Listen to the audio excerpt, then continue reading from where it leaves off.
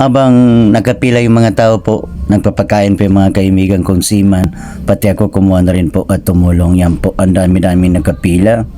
Oo, kasi po itong mga seaman na to, at hindi lang po seaman yung mga pinakain po, kahit na yung mga walang-wala na po talaga dyan sa Kalaw, kailangan pakainin. At sobra-sobra naman po yung pera ni Busing, kasi nga, yung kotse niya, punong-puno po, kita niyo. Kaya yung may mga tao na nakunawa sa kahirapan ng buhay, may mga tao rin naman po na talagang sarili na nilang inatupag nila po. Kaya dito tayo po magmahal sa mga tao may puso't damdamin. Tulungan natin kung paano sila maging asenso pa muli para marami pa silang matutulungan po. Yan po. Ang daming nagkapila po niyan. O, tustusin mo kung babayaran mo yan. Mahigit po yan siguro mga 50,000 o 100,000 sa daming nagkapila. Kaya pati pa naman ako, kita nyo, nandyan po yan. Habang nagkakanila po ako niyan, kumakain po ako.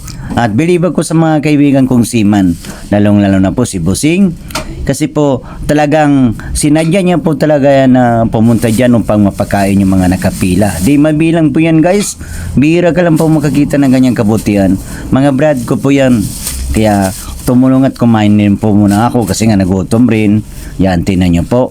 Hanggat sa dulo po yan, napakahaba po yan guys. Kaya tulungan na po natin sila at ipanalangin natin sila sa pot may kapal nang madagdagan pa po yung edad nila para marami rin po silang matulungan na kapwa natin na walang-wala rin po, di ba? Bagamat pag ganyan-ganyan po yan, masarap pong pagkain yan, pero halal po yan, unang baboy po dyan. Halal. Kaya sobrang sarap talaga. Meron pang parang tinapay po. Meron pa siyang marami kang makikita dyan sa isang plato na hindi lang po doon guys. May kasama na rin po yan na pre-mineral water po. Thank you for watching guys. At I love you sa inyo lahat-lahat po.